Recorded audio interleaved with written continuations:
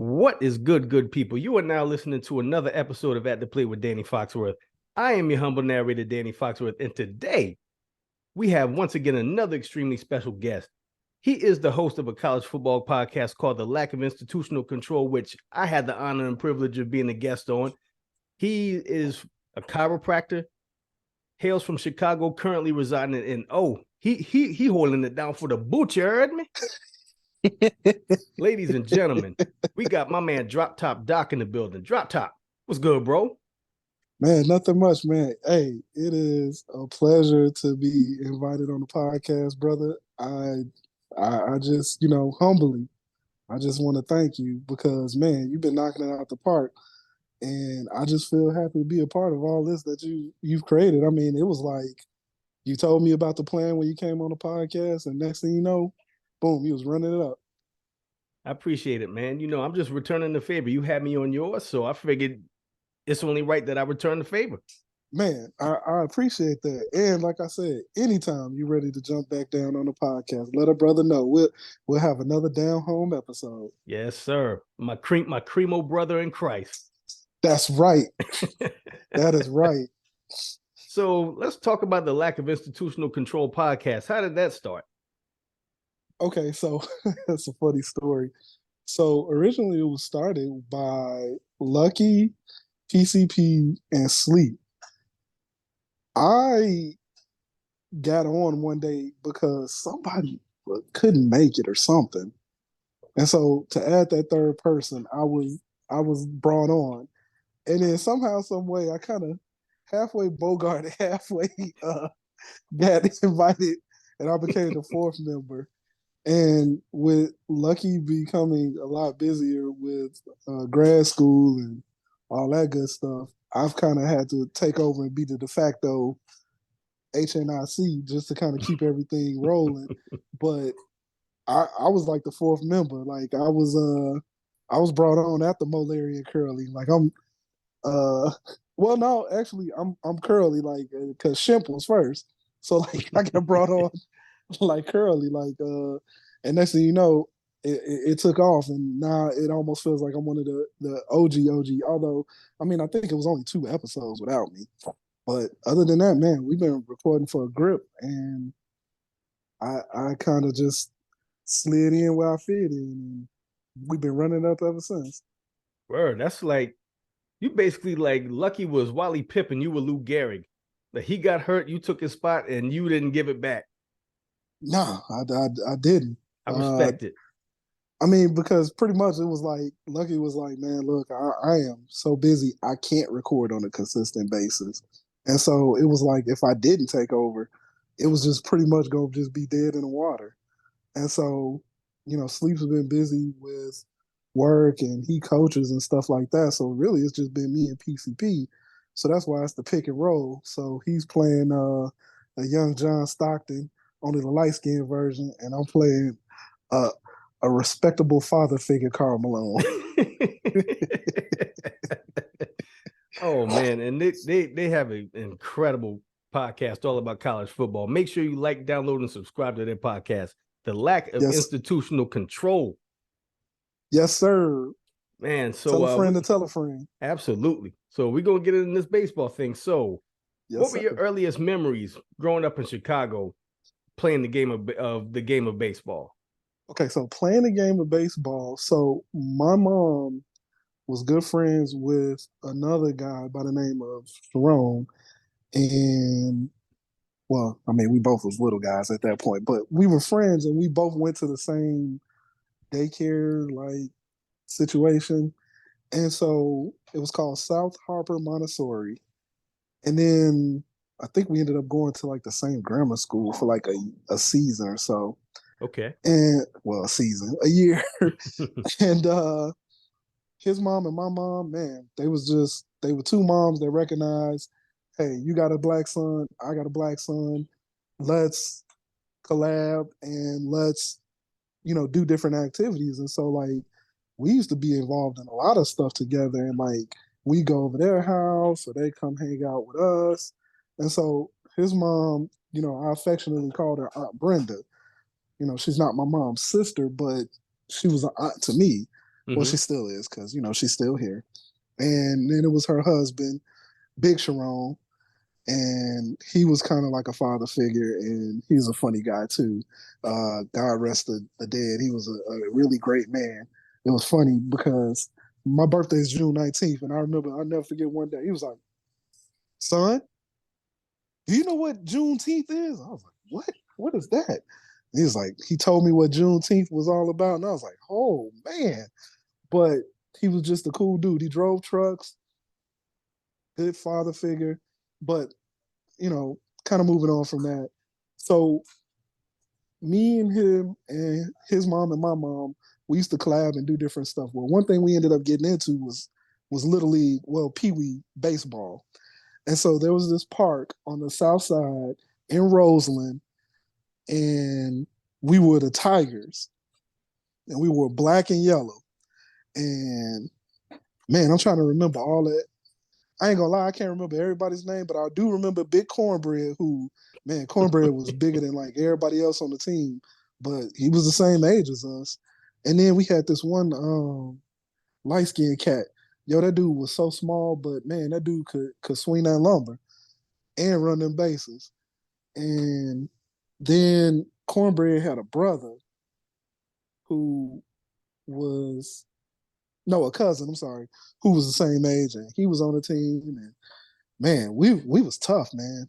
And I want to say our coach's name was Mr. Hawkins. I want to say Mr. Hawkins. RIP to the dead to him too. Man, he was a strong black man who really looked out for us boys, and he was a positive figure. He ain't never try to preach to us or nothing like that, but you know how sometimes you just pick up on what a good man's supposed to be through their actions. That was him. And so we played Little League, well, Pee Wee, and you had the ball on the tee, and then in the middle of the season they switched where it was half ball on the tee for T-ball, and then it was pitch. And another good friend of my mom's, David Arnold Sr., him and his son was in that, but they played for the Blue Jays. So when during the season, we weren't rocking with them because they was the Blue Jays. And David Sr., RIP to him, sadly, he passed away, but me and his son was cool, Lil Dave. We used to hang out too. And he was another good black man that was involved in our lives, that really looked out for us.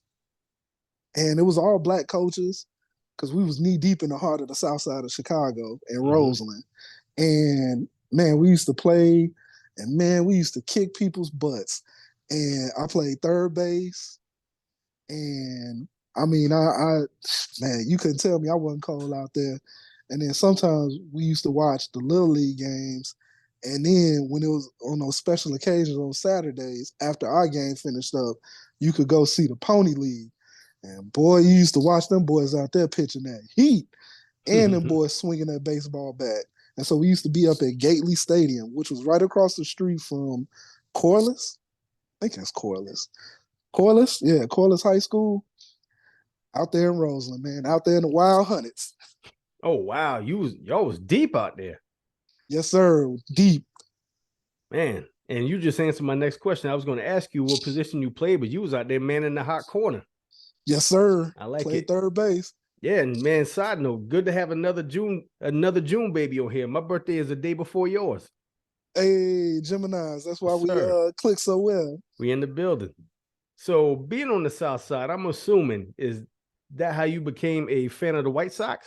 Yes, sir. Because if you're from the South Side, you are not a fan of the Cubs. I mean, there's a couple folks here and there that are fans just because of who their family is, or kind of how they came up, or whatever. But if you black and you from Chicago, and especially if you from the South Side, you are a White Sox fan. Like, that is like mandated on your birth certificate. The Cubs is for out of towners and people that I should say don't look quite like us. Man, and I remember the White Sox ball caps just being such a hot commodity. Yes, sir. Especially when I was in school. Like, yes, sir. That was like a holy grail piece right there. Was that White Sox hat. Everybody wanted that. Yes, sir. That thing was iconic. The black with the white letters. Mm-hmm. Man, oh man, oh man. Can't beat it. Nope. So, what were some of your favorite White Sox memories? Okay, so a lot of my memories came kind of when I was younger, and we used to just watch some of the games. And so there wasn't really a particular one because I'm not gonna sit here in front like I used to just die hard watch every game, but it was just fun whenever we used to all just pile up in the car, head down to, and that's right. I don't care what they call it. It'll never be called US Cellular Field. It is Comiskey Park. Comiskey Park. Yes, sir. We used to go to Comiskey Park and we used to just sit off in the stands and watch the game. Or sometimes when I'd be over at my grandma's, we'll be watching the game. So there's not really necessarily one that sticks out in particular, but it was always good to just go catch a game or hang out with my grandma and watch a game and um, eat them hot dogs that they was overcharging for and eat some peanuts. And my grandpa would be drinking his brew. And man, we just be having a good old time. And what was also so funny was, right, okay, so there's Comiskey Park, there's an expressway. Then right next to it used to be the Robert Taylor Homes, which was so funny because you used to watch some of them white folks go down there and probably, clutch their pearls as they had to pass by Robert Taylor just to get over to the White Sox. And so, who were some of your favorite players? Okay, so obviously, first and foremost, wait, from the period or just from the White Sox? Just from the White Sox. Okay, so first and foremost, shout out to the Big Hurt himself, pride of Auburn, Alabama. Not a fan of the Auburn Tigers, but pride of Auburn, Alabama. So the Big Hurt, man, dude was iconic, and he was putting on for us thick brothers, man. He used to be out there slinging that lumber, and man, it was a sight to behold. And then you had Jack McDowell. Like I remember him because he was a really good pitcher. Black Plus, man, Jack McDowell. Let's go. yes, sir. That boy was pitching since the '80s, and he survived to like the mid or late. No, not even the mid, like late '90s, right? Yeah. If I remember right, because I know he retired with Anaheim or something like that. Like that boy was pitching forever.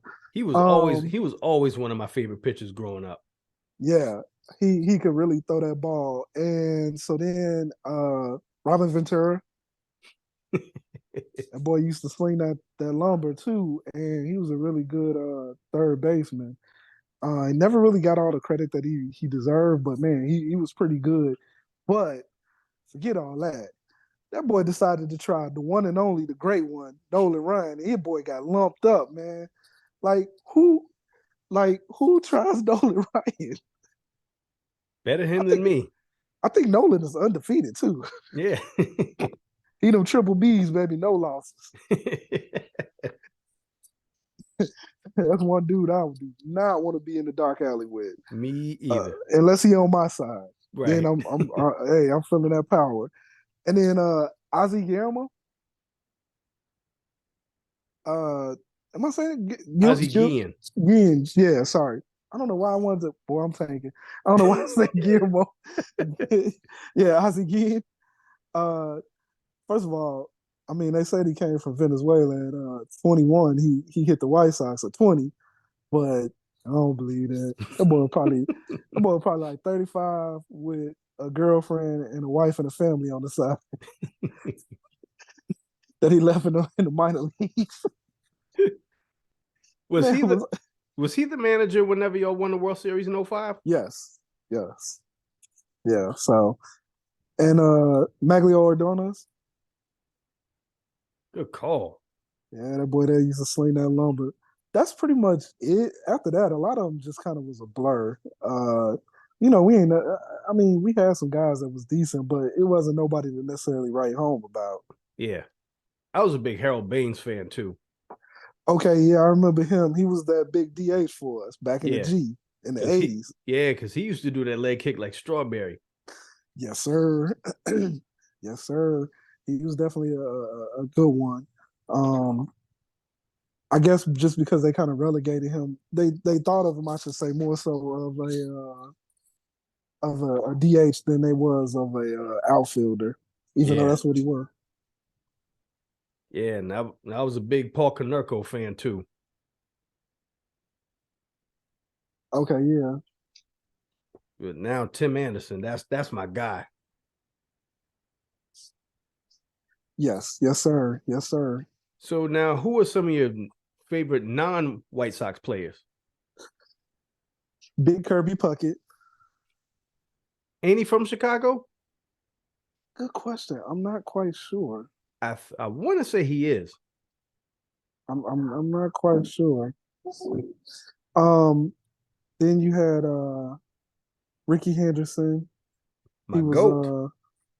I mean, I know you and your homeboy was talking about him, but dude, like he just man, it was like an art. It was like an art. I feel Yeah. like he's one of them dudes that if you stuck a base in the middle of the field and put both your hands on it with the ball in your hand, he could still mess around and before you blink, get a foot on there and you tag him. Yep. It was just art with that man. Um, Ozzy, because did nobody else used to do them backflips like him. Absolutely. I wish I tried to do them backflips. Boy, my knees were bursting the flames.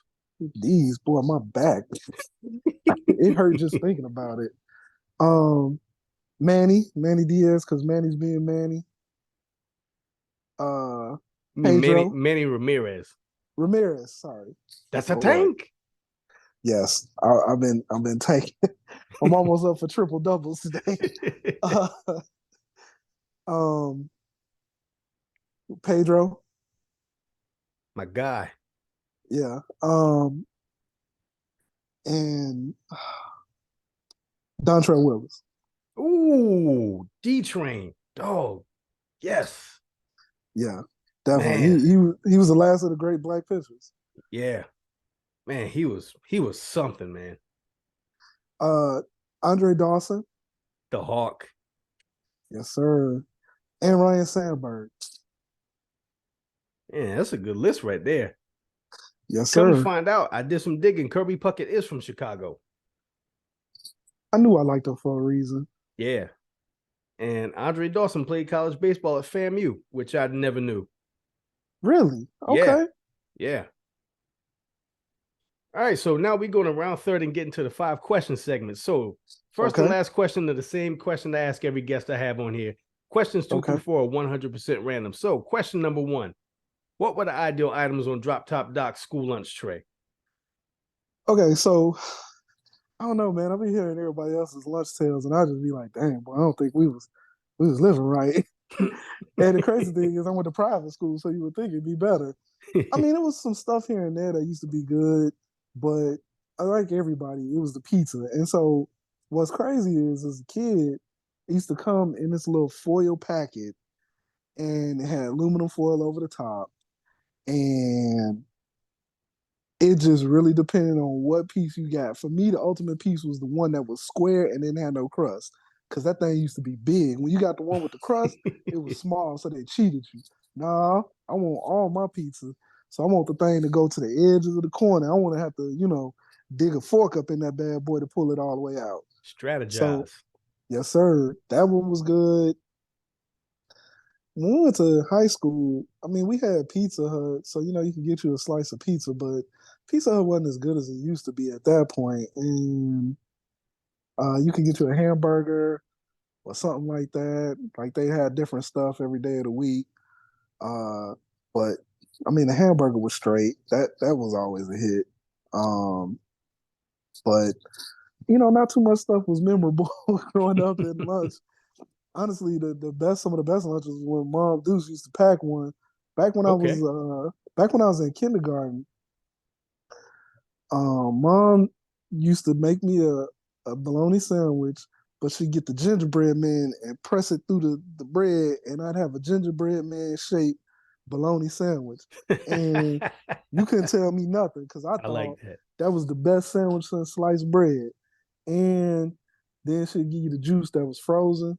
So by the time, it got to you, it had that frost, but it wasn't frozen like a rock. Mm-hmm.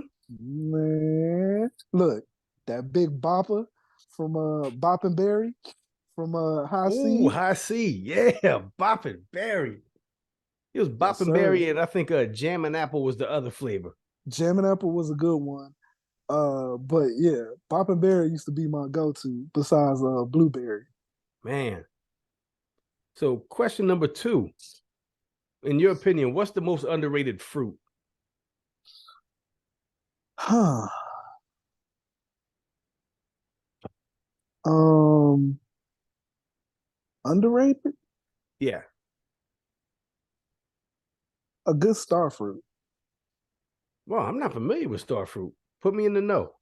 Okay, so if you were to cut it like this, and obviously podcast is a visual media, if you cut it like this and you look directly into it, it looks like a star. Okay. But it's called a star fruit. Very tasty. Very tasty. Lychee, that's another good one. Dragon fruit, that's another underrated one. Uh, Pretty much all the other ones, everybody kind of already knows about. You know, I wouldn't be doing anybody any eye popping fruits if I start naming off any other ones. I think kiwi's an underrated one too. True, true. I'm gonna have to look those up. Star fruit, was Yes, it sir. you said Lychee. lychee? Yeah, lychee, man. Lychee. How do you spell that? Lychee, I think, or it might be Okay. an I up in that bad boy somewhere. Yeah, I'm gonna have to look that one up. Yes, sir. Question number 3. What's the first major news story that you remember? Huh. Um, Man. Okay, I'm gonna try to dig, and think of like the very first one. I feel like I'm getting like a flood of different ones, and I don't know if that's the first one. Um, I tell you what, I'll give you some of the earliest ones I remember. Okay. Um, I remember when John Wayne Gacy was going around, and they wanted us to be careful about that. Um, I remember the Challenger talking Mm-hmm. about that exploding. Um, I remember when the Bulls won back to back, Mm-hmm. and that being a big news story. Um, I remember the news story about Jordans and like kids kind of getting lumped up over them, Yeah. and unfortunately, some unalived, as the saying goes. So I remember those stories kind of as those first few of my stories that I heard growing up. Question number 4. What restaurant from Chicago would you like to bring to New Orleans? Oh man, uh, there was this restaurant that used to be around. It was called Joe Bailey's. Joe Bailey's had some of the best hot wings I ever had in my entire life. They closed down, and I have no clue why they closed down. But their hot wings was to die for. And they used to have this skillet chocolate chip cookie. That thing was huge. And they used to fill up like this little mini skillet. And then they throw like dollop of this big dollop of vanilla ice cream on top. And Oh man. yes, sir. And so, yeah, man, I just remember, man, we used to go and get those chicken wings and get that skillet cookie sometimes just as a treat, me and my mom. Mm-hmm. Boy, that thing there used to be something serious. And if not that, man, Harold's chicken. I've never had Harold's. Man, listen, if you ever in Chicago, you gotta come on over to Wicker Park. My cousin owns the Harold's in Wickers Park. Okay. And look, just tell him you know me. I don't know if it's gonna be free 99, but I know they're gonna show you some love. Okay. I think they just opened up one in Charlotte too. Really? Yeah, if I'm not mistaken. I don't know how it's gonna be. I can't put my stamp on that one, but I can put the stamp on my family's one. So what would you recommend I get? 4 wings, mild sauce, and all the fries you could give me. Okay. And then they put the little white bread at the bottom that absorbs the mild sauce and the seasoning. And it's just man, it's a wonderful thing. Yeah, I might try that out because I think I got to go up to Charlotte this weekend. So, Okay. question number 5. What was the last thing that made you laugh uncontrollably? Hmm. Probably something that we text in the group chat for the LOIC. Cause man, them boys there, it's hilarious when we own one. Um, and it's usually us finding something on the internet. I remember one time I was like, I found this picture of Juventud Guerrero, and he was getting ready to fight these three big dudes, and Hoovy I was like, Juice. yes, sir. And I was like, man, that's what I was like, we getting a live look at what PCP had to do in order to pay his rent. But I'm telling you, man, if people could honestly see the group chat between the LOIC, man, the boys would be on the floor rolling, man. It is just hilarious that some of the stuff that we be in there talking about, and it just be pure shenanigans sometimes. Especially if Lucky go off on a rant about something that grinds his gears or something like that. Mm-hmm. He just be in there dying laughing, or some of PCP's observations that he just noticed about something. It's just all hilarious, man. Like it just they keep us they keep me laughing good. I feel you on that. So, anything you want to plug or promote? The floor is yours. Man, I appreciate that. First and foremost, again, from the bottom of my heart, I'm so thankful that you invited me on this podcast. You're doing great things, man, and Thank you, I man. truly am humbled to be honored to be asked to be on here. And man, just anybody interested in listening to four black dudes talk about college football from their perspective and taking journeys with us, because it don't always be football. Sometimes we just be talking about random stuff, but it be somewhat sports related, but it just be hilarious. So take that journey with your favorite drunk uncles and come laugh with us. It's the lack of institutional control podcast. Yes, Make sure sir. you like, make sure you download, make sure you subscribe. Make sure you like, download, and subscribe to At the Plate with Danny Foxworth. And if you made it Yes. this far, I greatly appreciate your ears and I appreciate you listening. And for Droptopdoc and myself, this has been another episode of At the Plate with Danny Foxworth. Until next time, y'all be good. 3 strikes. Peace.